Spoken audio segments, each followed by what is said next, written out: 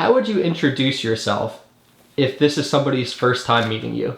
Hi, my name is Daniel James Nephew. I am a U.S. Army veteran, and I'm a kid at heart, and life is hard, but it's freaking awesome at the same time. And I'm a very confusing person with a brain with 1,000 different miles and different directions.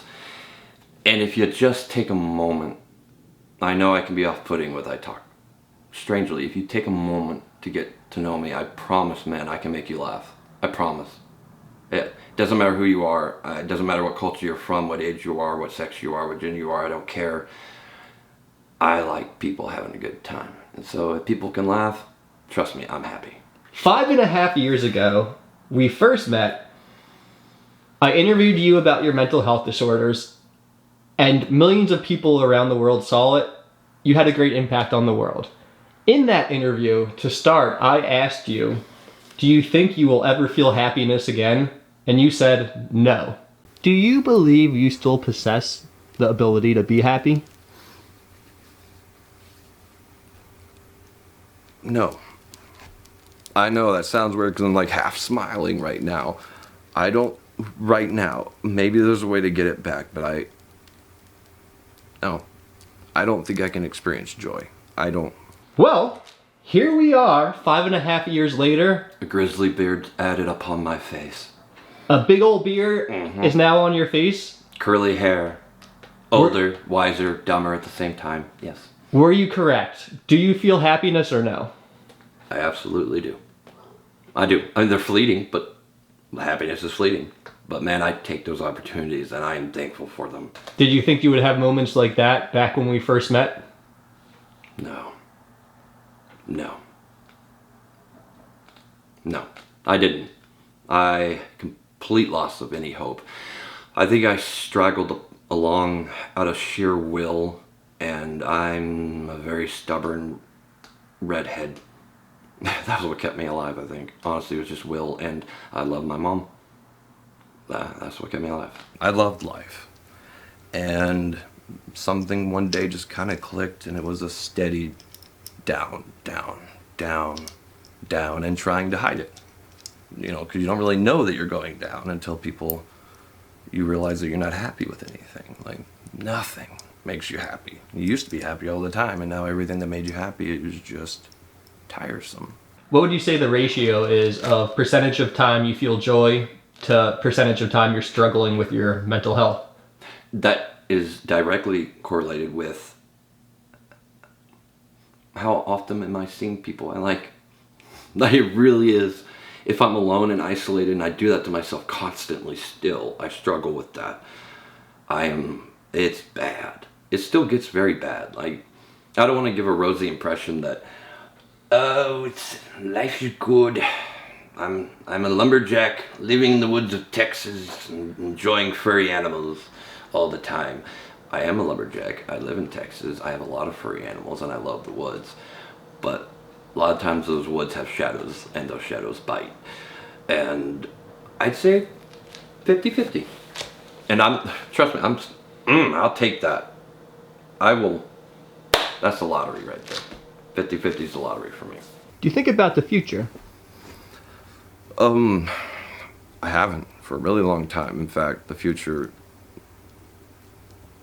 I guess it still doesn't really exist, but it's really scary thinking about the future. It's one of the worst things for me to do because I'm convinced and all I see is usually just a road of nothing. Nothing.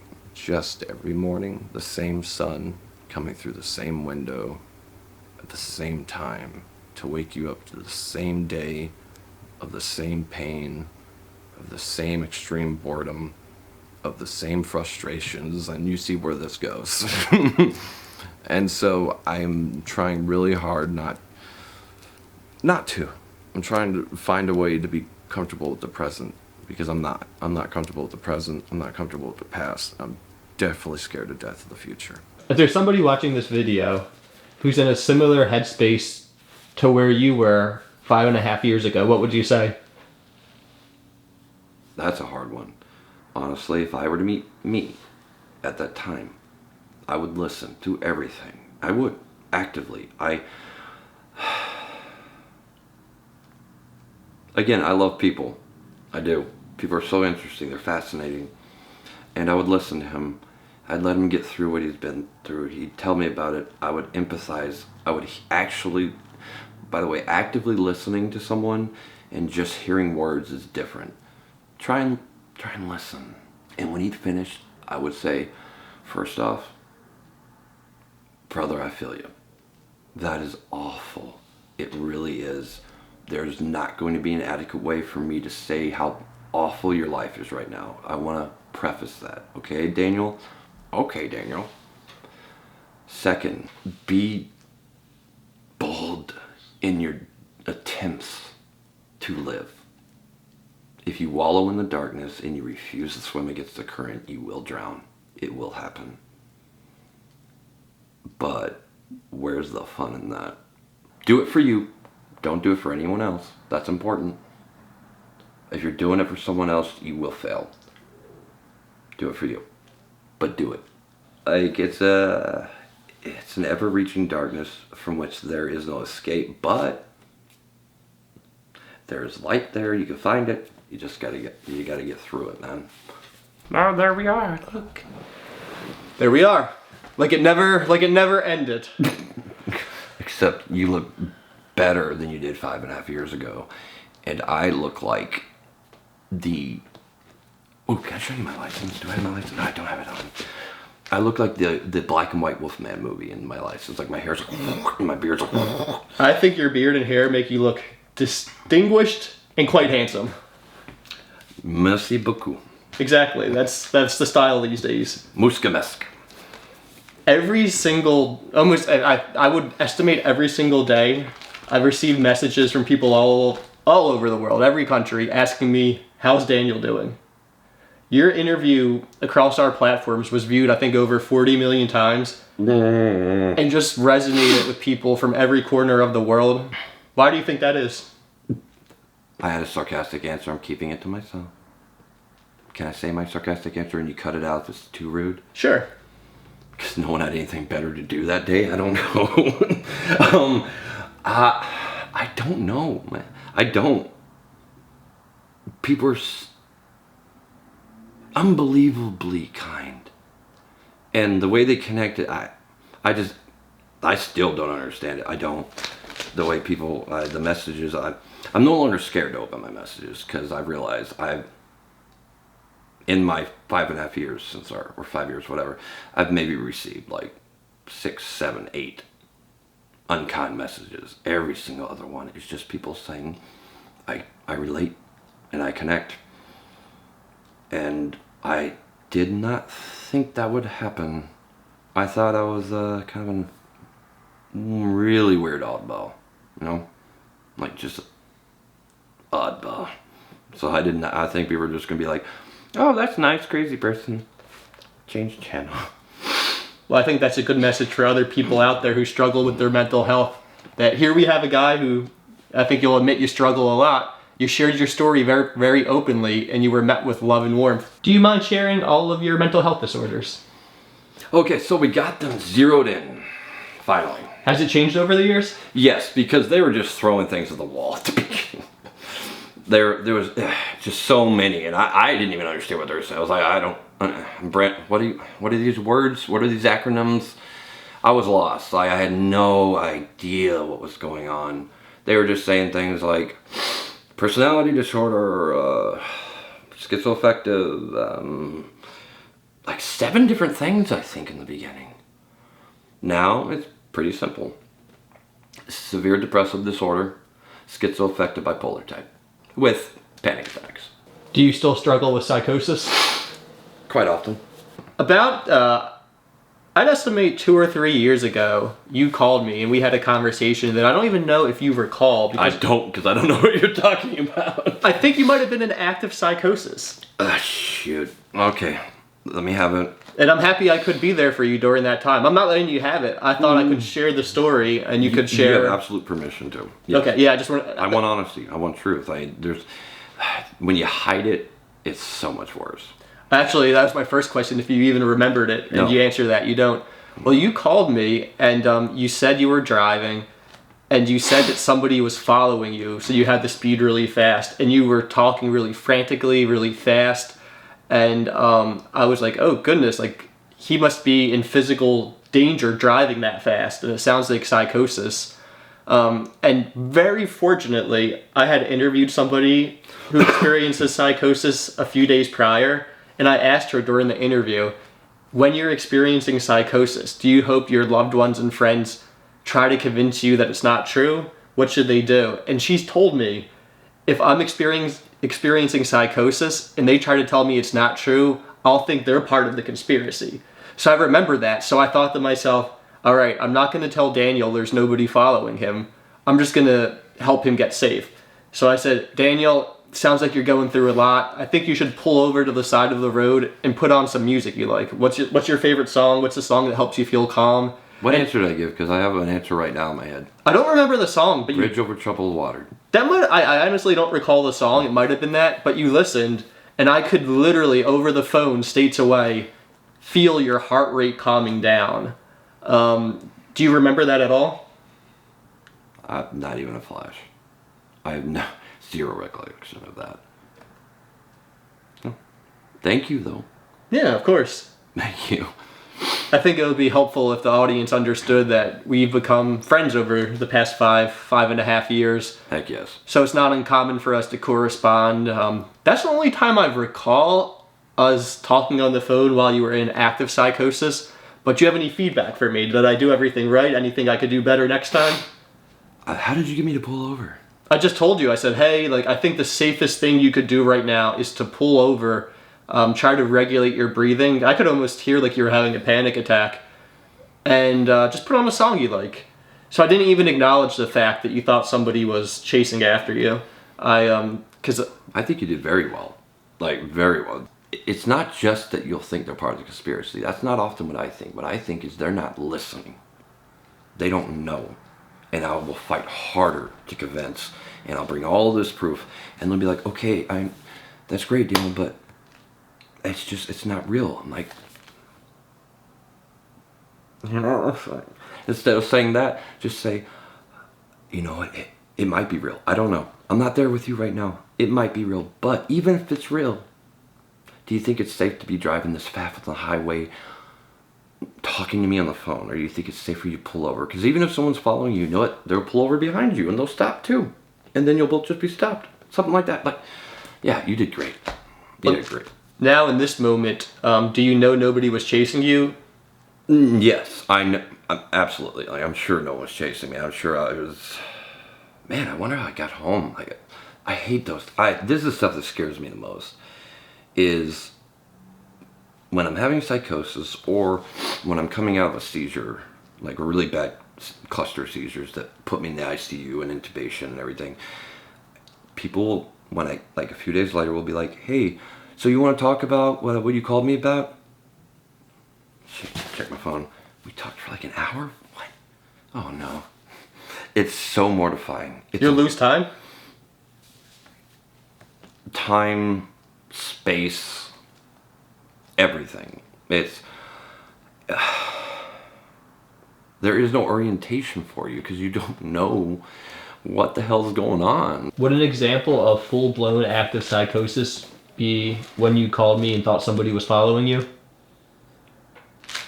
Yes. I would say for me that is full psychosis because I did not understand that, no, they're not real. No, I'm not in danger. I was still, because psychosis doesn't mean you're on some cloud and you're not in the Teletubby commercial with a bunch of weird aliens thinking, oh, I'm on Earth. It's a melding of reality, fantasy, fear, the unknown, but it makes perfect sense to you. It is real life, and you no longer understand that it's not real life. That is, to me, what I call full psychosis. Do you still struggle with thoughts of paranoia? Every day. Every day. Every day. What are those paranoid thoughts typically? They come in different forms. Some can be more extreme, more jarring than others.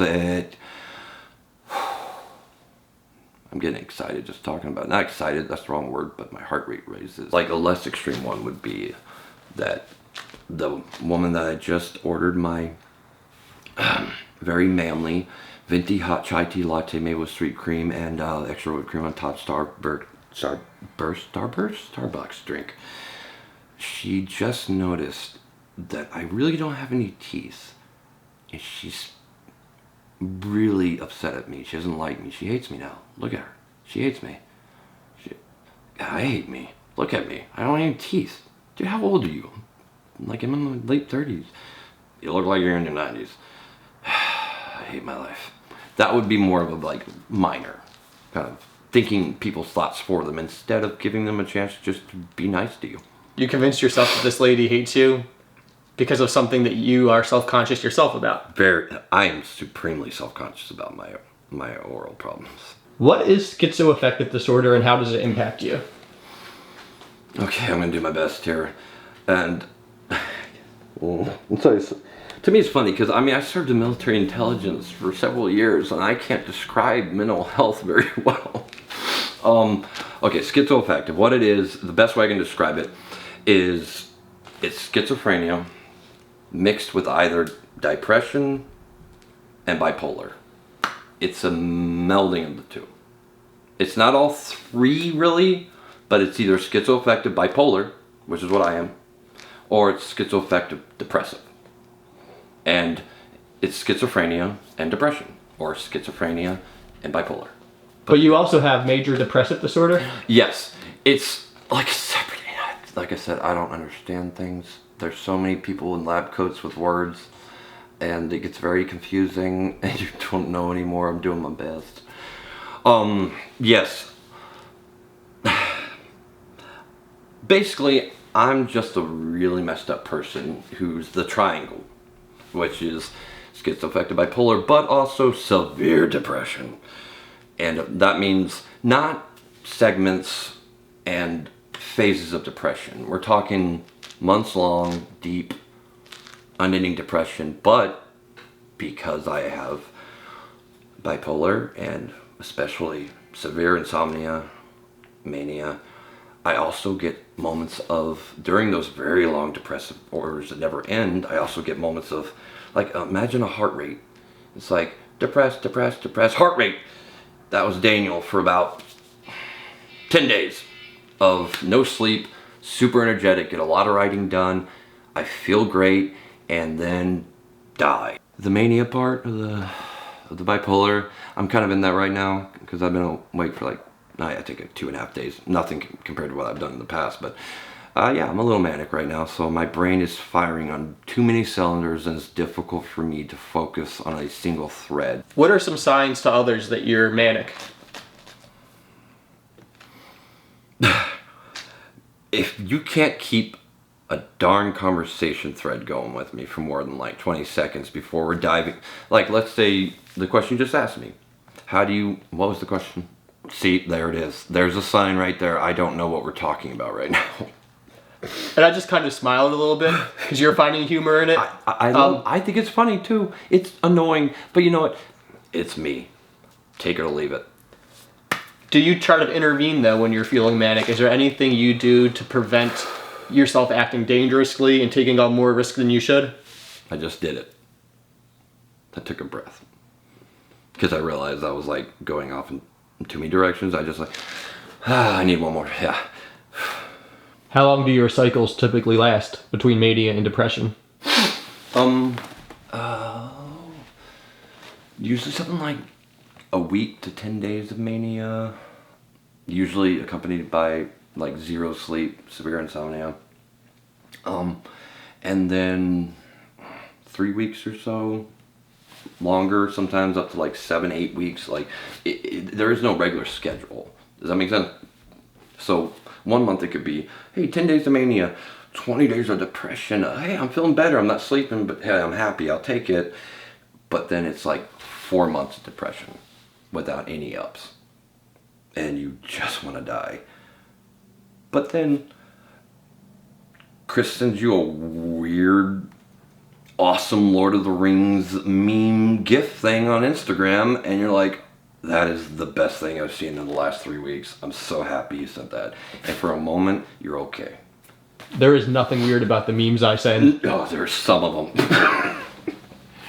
No, but I'm saying it's like, you know when you climb that rope, I was going to say it, infantry school, no, on a playground where you got those knots, right? Getting through the difficult times is like starting that rope, where the knots are further apart, and you really got to strain to hold the knot with your feet locking, and you climb up and you go another knot. But as you climb and you get more confident and you understand how climbing a rope works, the knots become closer to place, and it's more comfortable. And by the time you get to the top, you're ready to do it again. That is the cycle of depression, mania, psychosis. It's always going to be hard at some point.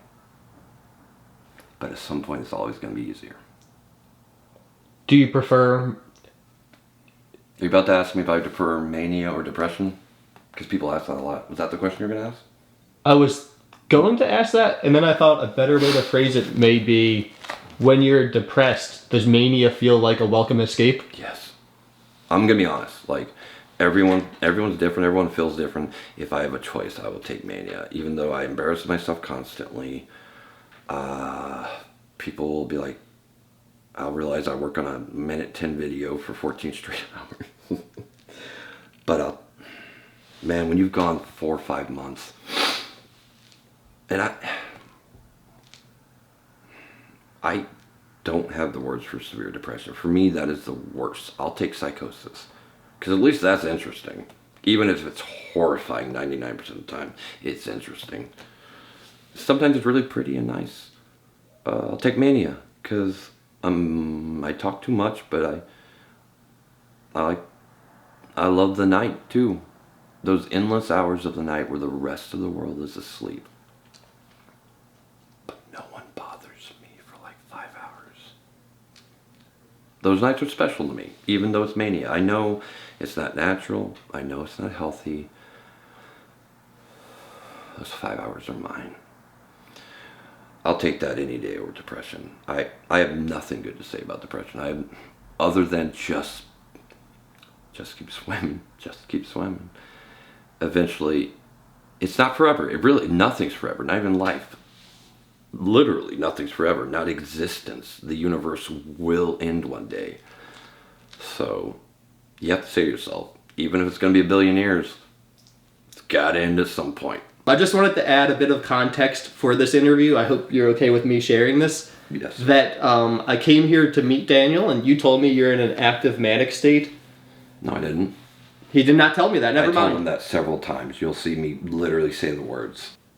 You know, it doesn't matter if I'm manic. At this moment right now, I'm comfortable. And I'm happy. I'm comfortable and happy too. Do you understand why I would add that context, though?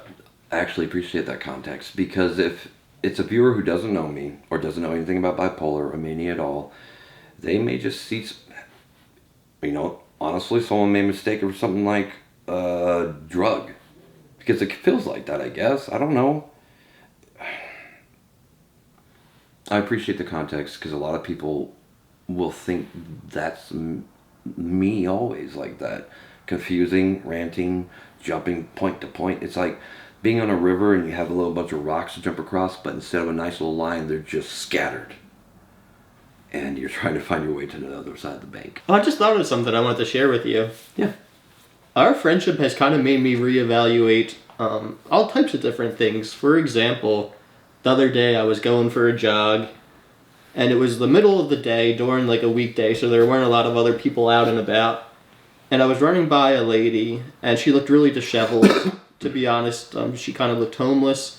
And I was running by her, and the closer I got, I noticed she was just kind of yelling into the abyss. And there was nobody else around her, so it's not like she was communicating to anybody. Yeah. So I started to think, she might be having some kind of mental health crisis. I just kept jogging, and then as I got closer, she looked at me and yelled, "You're not real, you can't be real, you weren't here a few seconds ago, and now you're here."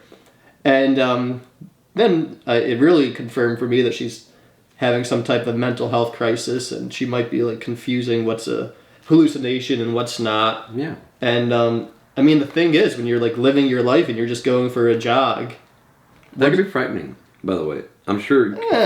I didn't feel frightened. It can be frightening. Being a good human being and learning about people with these disabilities, but most people it's going to scare them. Let's just be honest. Let's be real.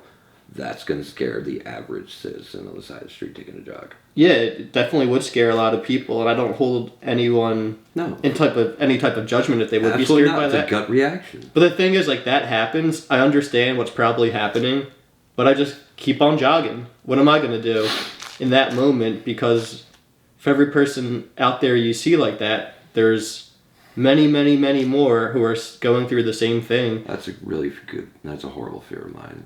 It's a real possibility one day, being a homeless person for me. But losing my mind on the streets, please die before that. That's all I ask. I don't want that. I don't want it. I don't want it. If you are in that situation where you're experiencing psychosis on the street, what do you hope others do? Okay, it's a sarcastic answer because I'm manic. It's dark humor. But let's say I yelled that at someone, right? Those exact words that were yelled at you. You're not real, you weren't here a second ago, you're here now. Honestly, if the other person just stopped and said, but I could be real, and then ran off, it makes me so happy to think that someone would do that. But damn it, sometimes you need something to zap you out of the moment you're in. And people like you did fine. And that's probably nothing you really could have done other than call for help and just be like, hey, someone's here having distress. But then you don't know if calling for help puts them in an even more dangerous situation. So I just kept on running. But I've been thinking about that a lot. I think we all have personal decisions we have to make when confronted with moments like that.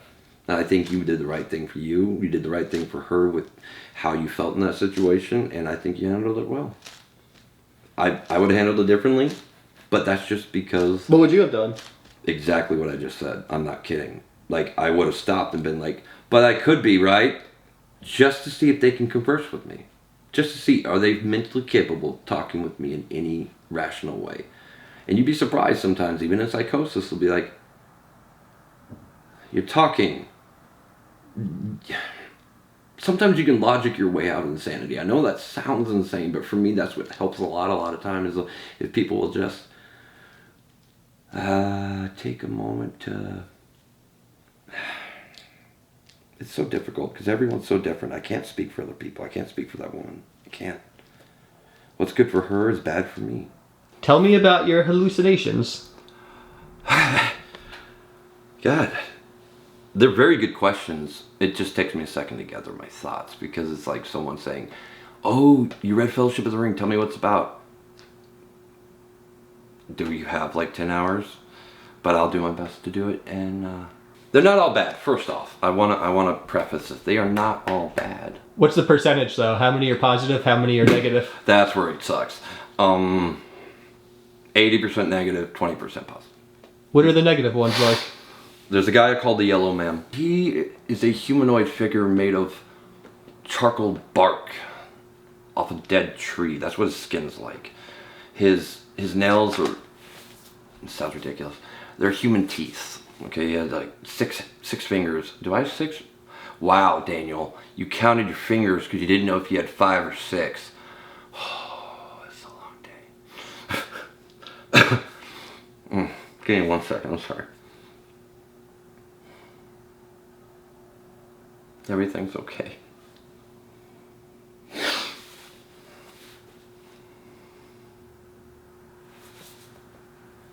I'm just overwhelmed, I'm sorry. Happy overwhelmed, but overwhelmed. Sometimes you can't differentiate, and I can't say words when I'm overwhelmed, between bad or good overwhelmed. It's just overwhelmed. Do you often not talk about this stuff, so when you have the chance to, it can feel overwhelming? Yeah. I write it, but I write it abstractly, and I take my time with it, and it's more of a hey, reader, this is kind of what it feels like. I hope you get something from this. But directly talking about it, it's taking me back. Now that you've been on both sides of the fences, a person with some pretty serious mental health disorders who tended to hide them, now to a person who's very outwardly expressing their struggles, which side is better? Open honesty. Leave your fly down when you put your jeans on. Be you. Why? Be you as long as you are not hurting people and being rude. Let me be clear about that. Why is it better to share your experiences and what you struggle with? We see us through a glass darkly. But how can we expect other people to know, to see through that foggy, uncertain glass without giving them a bit of a window to look into what it's like for us? How can we expect people to treat us the way we want them to expect them when we don't communicate to them that we need that or want that? I know it's easy to hate everybody. Everyone hates everybody now, let's just be honest. I'm sure. I don't hate you.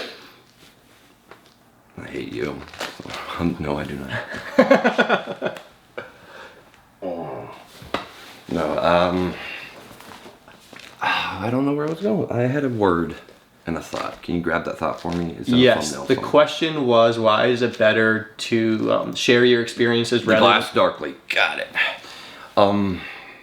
We can't expect people to behave and treat us the way we want if we do not take that one moment to be courageous and say, hey, this is a weird thing, man, but would you mind doing this?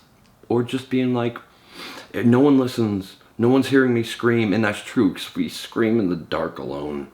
The inside out man eats us each, one by one, in silence, and we wait in line like kids in a kindergarten fire drill to be devoured by something we have no control over. How about someone turn on the light and we all say, screw this, turn around, let's go talk about this and leave this line. Communication is the key to making life better in all aspects, every time. What do you think when you go back and watch that first video we filmed together? I don't watch it. Okay, yeah.